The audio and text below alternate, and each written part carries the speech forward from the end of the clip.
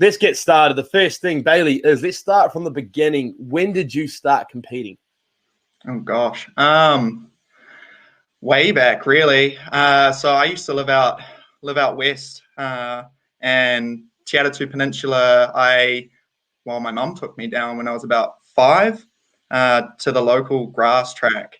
So I really loved it. I went to Waitakere, and that was the first club I joined. Trained there with a few other athletes, Aaron Booth, namely. We did top 10 and all kinds of meets together. Then I moved out east and I went to Sacred Heart and kind of continued my sport. But, you know, like a lot of other athletes, tried other things, hockey, rugby, soccer. But really decided that my love was track and that I was, you know, not too bad at it. I was winning and, you know, it was going well. So yeah, through my Sacred Heart days, that was kind of my like breakout period. From about year 11 through to year 13, where we went to Wanganui, and that was my breakout year. I ran the 400 resident record for secondary schools at 46. Wow. 6. So yeah, that's kind of where I've come from, and yeah, from there I stepped across to the States. So yeah. That's amazing. At what point were you like, I'm actually good at the sport, I'm going to start taking it seriously? Was there like your parents that were sort of encouraging you? Was it maybe a coach that sort of shoulder tapped you and said, you know, you might have a career in this? So my mum, my grandmother were always a driving force behind me.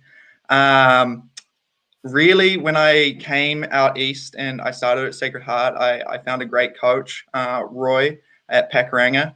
And so he was really the guy that kind of shoulder tapped me, and he was like, hey, let's stop with these 100, 200 events. Though I was good and I was winning, or, you know, I was in that kind of top echelon. He was like, okay, we're going to look further to the future, more down the path of like where you can go. So that's kind of how I got into 400s. And yeah, it was 3 or 4 years worth of hard work that it took to really achieve what I was working towards.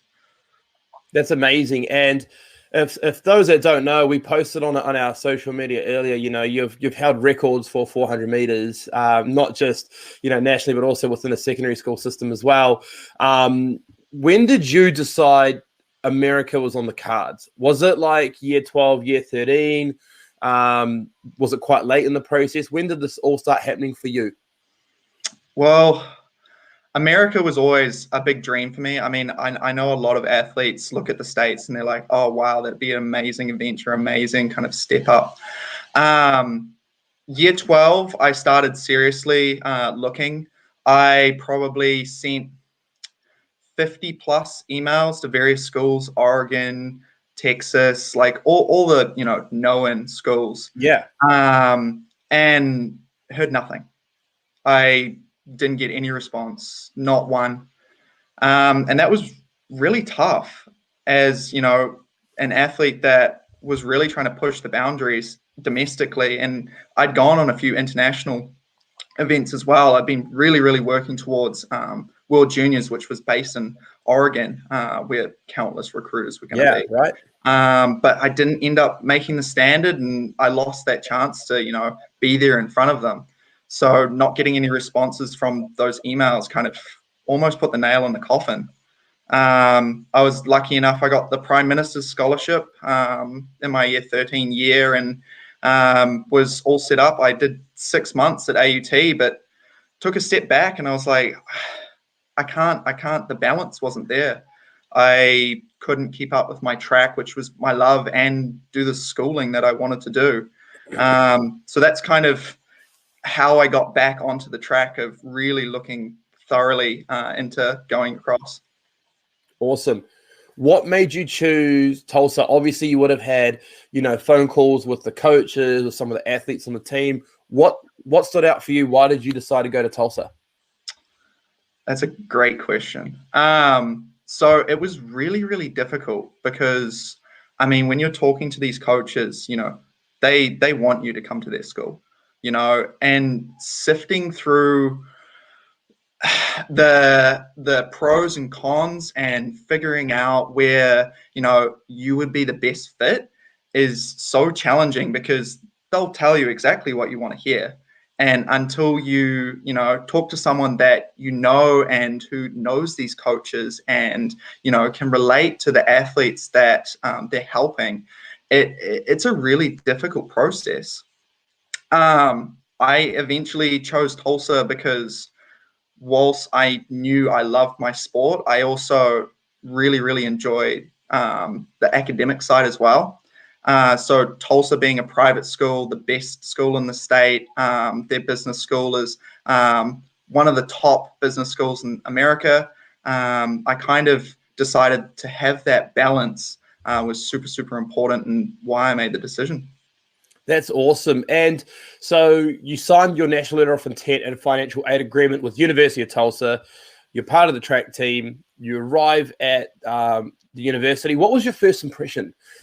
Coming from New Zealand with only 5 million people here, going into the States, what was your first impression being around all these like athletes, etc.? Well, it was actually, apart from I went to South Korea for a world event for track, it was the first time that I'd ever been to America and to the Northern Hemisphere. Wow. So, yeah, talk about small town Kiwi. Not really. I mean, being from Auckland, but still, it was daunting.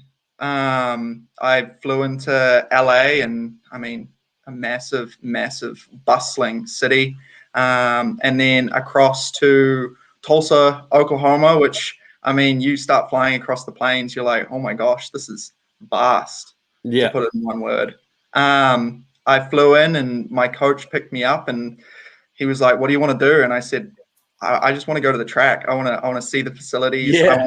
I want to see the university, So he took me straight down. I mean, the facilities there are just amazing. I mean, we say, Mount Smart, it's a beautiful track. Okay, well, you go across there, every high school, every university have maybe not just an outdoor track, they have lift facilities to go with it. They have indoor facilities. They have physios and everything under the sun that an athlete would need. I mean, even just down to nutrition, you can see personal nutritionists and things like that.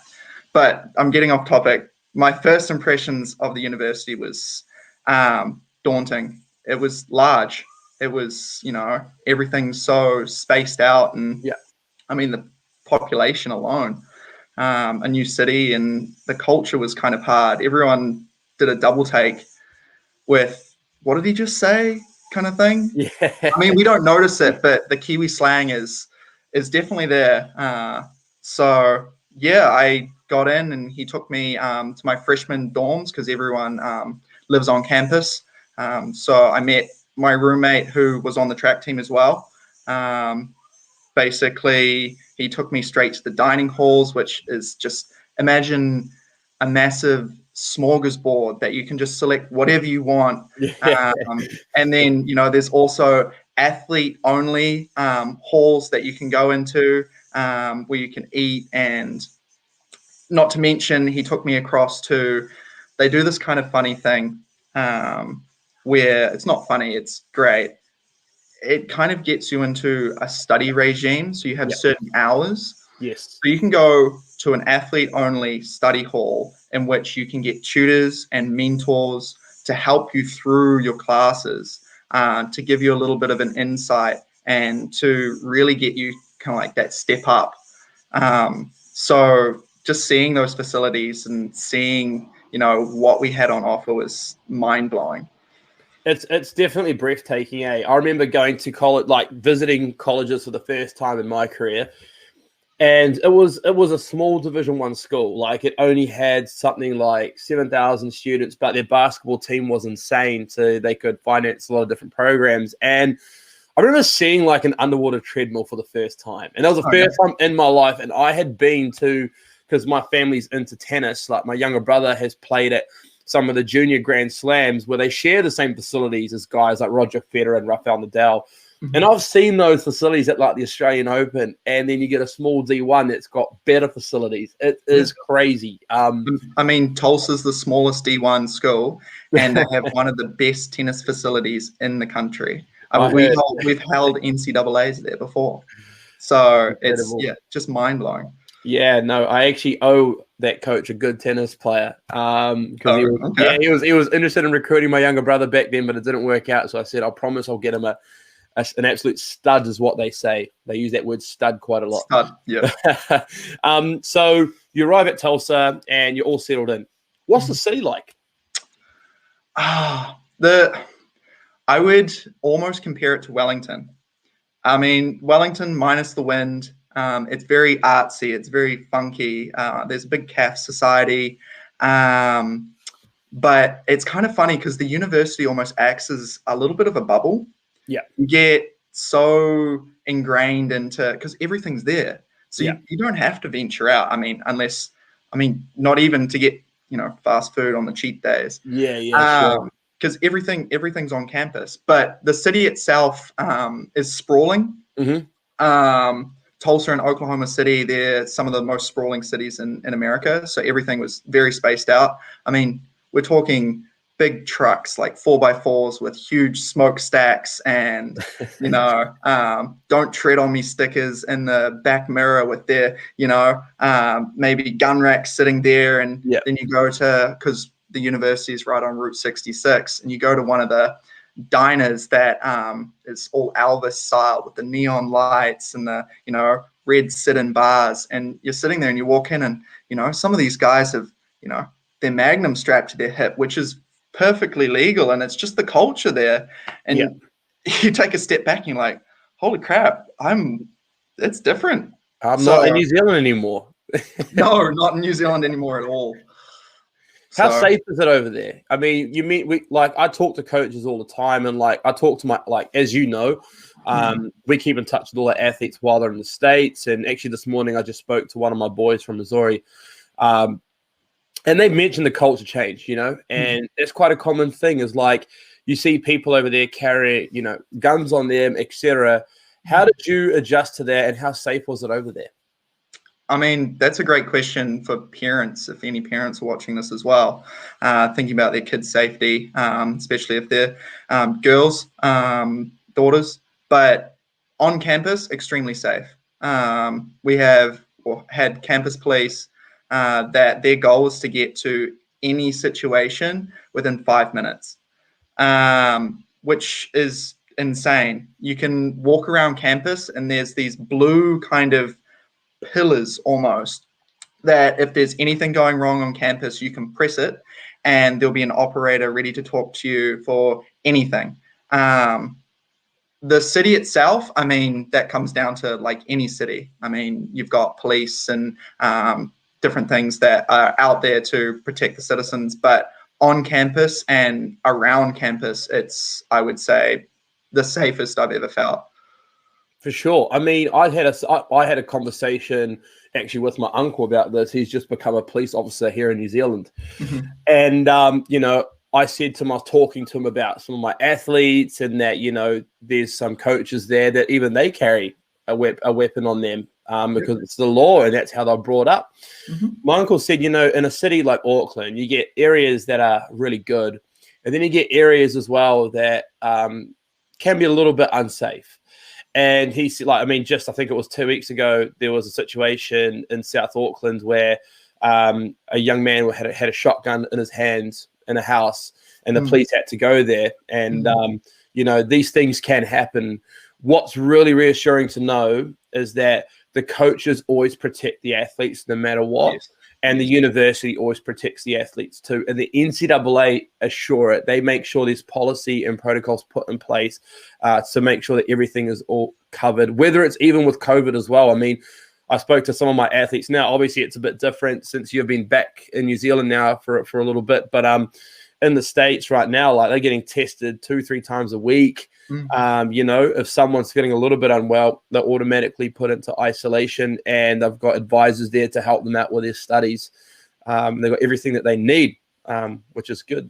Talking about safety as well. One thing that I think super important as well, talking about coaches looking after their athletes, is mental health as well. Yes. Because I know that mental health is becoming more and more important to, I myself, felt that I needed to, have some support and things. You're making a big decision to go across the States. I mean, you're creating a new family almost. So coaches, I would have a weekly meeting with my coach, not just my sprint coach, but my senior coach, my head coach as well. And there was facilities in place, psychologists and anybody that you needed to talk to. They were there. They were willing to talk to you any time of the day. And I'm sure that the NCAA makes sure that this is absolutely the standard across universities. So 100%. Yeah, no, I totally agree. And it's good for parents to know that, because there's so much support there for athletes. I mean, as everyone knows, the reason why I started Platform 6 years ago is because I didn't have the pathway painted out for me to go to the States on a tennis scholarship. And so, there was a few companies out there, but it was a bit scary. So I wanted to make a more personal and easy approach to the college system. When I studied at Victoria University in Wellington, being just a student was insane. Like, just having the pressure academically was very tough. And, after talking with a lot of my athletes now, and we're very fortunate to have placed quite a few into the States, they all said that if it's not for their psychologists that they get access to and their support stuff there, things would be very, very tough. It's not easy over there. No. And so, having that good network and that good support system in States is so important. And that's one of the decisions that, or one of the things I should say, that we take into account when we place an athlete into college. Not just what scholarship do they get, but what do they get out of that? Which team do they have around them that can help them do well in their sport, and also mentally as well? That's very, very important. So talking a little bit about, how it is as a track and field athlete. We've had people on this webinar, like soccer coaches, golf coaches, tennis coaches, etc., and same with athletes, but we've never had a track athlete talk about what is a day like as a track and field athlete. Please walk us through your daily routine. Ooh, okay. So first off, after my first year, we at the university, we all live on campus, which makes it a really tight-knit community, which is awesome. So normally I had been living with another person on the track team, 400 hurdler, Hans, and he was amazing. We would get up in the morning and we would go to the dining hall, which, like I said, it's, spaced out, and we would have all our nutritionist plans. So maybe porridge, banana, all of that. That was normally about 8 in the morning. So generally we plan our track schedule, and then from there we can pick and choose our classes and move that through. So track would always be in the afternoon. So I would always front load my day. So from about 8:30 onwards, we would have classes. They came in different blocks, but they were normally about 1.5 to 2 hours with breakout sessions mixed in with those. So I had normally a big morning chunk, break for lunch, back into the dining hall, all to, we called it ACAC, which was the Student Union Hall, which, I mean, you can imagine all of the different fast foods that are there and things, but we normally ate pretty well. The Mexican, that was the go-to. It's so different over there. It's just amazing. The more hole in the wall, the better it is, and I can't stress that enough. But then we would go and we'd have training about 3 o'clock in the afternoon, 3:30, and that was out on the track. And then we'd basically step straight off the track, and we'd go to the gym, which, I mean, if you can imagine a Les Mills that's, spaced out with all the different Olympic lifting racks. I mean, we're talking 7, 8 down the line. We'd all lift in there together, and we'd have not only our sprint coach, but we'd have our lift coach as well, who would make specific training schedules for each person. So that went from about 3:30 to about 6. Hefty day, and this was, normally 5 days a week. We'd do a longer run on the Saturdays, but from there, straight to the dining hall again. And either I would have a night class or I'd be in the study hall doing those hours, getting them done. So normally about 8 a.m. to 8 p.m. we were constantly moving, constantly, going through the motions.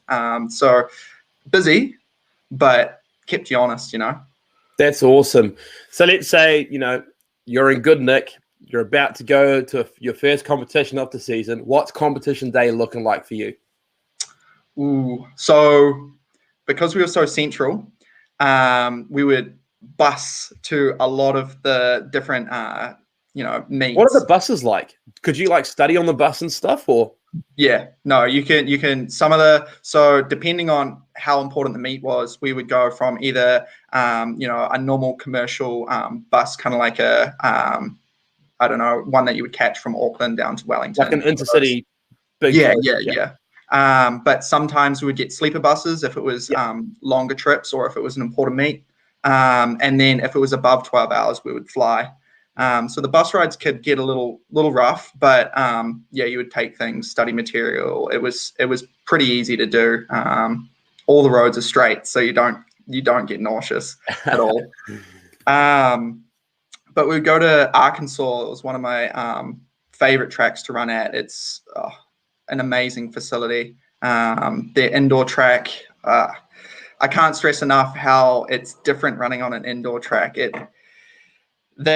So reduced size, it's 200 meters, and they bend up the bends. So when you're running, you're not going to break your ankles, really. You don't have to slow down on the bend. You actually have something to kind of lean against because you've got so much force pushing you out. So going to some of those meets, we'd get on the bus in the morning, and we'd have lunch all ready for us and everything. All the coaches would organize that. We just had to focus on either getting our schoolwork done on the way there, or if we were clean sailing, we just focused completely on the meet. And when I say the level is different, I was not trying to be rude. I was a token white guy walking out on the field. Like I was the shortest and the token white guy. And you're racing against, I raced against Kamari Montgomery from Houston, and he went on to win the national champs. I've been racing against, people of that caliber almost every weekend, and lifting yourself to that level is tough, but it's just so rewarding. That's why you do it, right? 100%. You've got to keep raising that bar. And honestly, everyone's got the best trainers, the best nutritionists working with them every day, and then you get to compete against the better athletes. And I think regardless of the sport, when you compete at a higher level and you get dropped in the deep end of a swimming pool, you swim way better. And you rise to the occasion. Yeah, absolutely. And so that sounds amazing. So I've got some questions here that some people have also asked me as well. Mm-hmm. What advice can you give to any students that are thinking about pursuing a track and field scholarship? Like, when should they look at starting the process and, obviously going through it yourself? What advice can you give them? Start early. Start in that year 11 age, and really put in the groundwork so you have the time to consider your options, to talk to people like you, Amaret, to make those connections, to really get an understanding of what kind of university you're looking for, and going through a real kind of self-evaluation, because there's so much that goes into it. Yeah. Let alone the NCAA, we're talking SATs. I went and took my SAT once, and I wish that I had done it again, because no Kiwi student has ever seen an exam like that. And that's why it's so great having the support and the SAT prep that platform offers. And not only that, but just creating the videos and marketing yourself, and really kind of reaching out to those coaches is it's a time sensitive process and it can't be rushed. That would probably be my advice. Start early. For sure. I mean, most of our athletes start in like at the end of year 11 or year 12. Now there's some athletes that we work with in Australia. So for those that are on a different academic calendar, for them, we're talking like grade 10, grade 11, because they go up to grade 12. Mm-hmm. And so, you know, if you're 2 to 3 years away, then you've got time to improve SATs. Here's a great example. We had a young man recently that signed a Division I scholarship in Seattle. And he did really well in the SAT. He did fantastic. However, the coach said, if you bump it up a few points more, you can qualify for an extra 10 to 15 grand. He did that. Yeah. And so he got the extra 10 to 15K USD. Yeah. I mean, you know, early bird gets the worm big time. But I think it's more about developing a relationship with a coach. Yes. If you are constantly, you know, messaging the coach every weekend, updating them on your training, on different times, etc., you know, that coach is going to be more inclined to give you the deal as opposed to giving someone just opening an email being like, yes, we want to recruit that guy. Yes. Straight away. So relationships are super important, but you need time to build on things. And, you know, maybe you send stuff out to a coach in year 12 and the coach is like, look, you're not at our benchmark yet, but we'll keep an eye on you. You want those conversations to happen early. Definitely. Yeah, Definitely. for sure. And then you know where the goalpost is. You know what you can work towards. Yeah. So definitely, yeah. So what degree did you do and what are you doing now? So I did a business management degree with a minor in psychology. When I got back, I started working at BNZ. I worked there for a year, and then obviously with a lot of people, COVID hit, and ended up leaving that job. But now I'm working for Blackbull Markets. Shout out to Blackbull. They're a forex trading company. So yeah, I'm doing compliance there. So all the AML, CFT for any of you guys, and any money laundering, anything like that. So yeah, I work with them on that. So yeah, awesome. It's going well. Oh, that's fantastic. So for those that saw our Instagram post recently, Bailey's just joined our recruiting team. So it's great to have Bailey on board. So Bailey's going to be working with us and Collective as a group. We're going to be networking with college coaches. Now, I guess, you know, your connections is pretty good in the States, you know, competing at a good level. You know, talk us through a little bit about your network in the US. Oh, I mean, let alone just the kind of tight network in Oklahoma, Texas. I have trained and been coached by a few athletes that are all around the country now. I have one that just reached out to me the other day. He's Central Arkansas, Gray Howard. He is an amazing coach there. He was like, hey, I saw you working with Platform. Let's get this going. Like, let's talk. So yeah, having some amazing connections is definitely going to be great.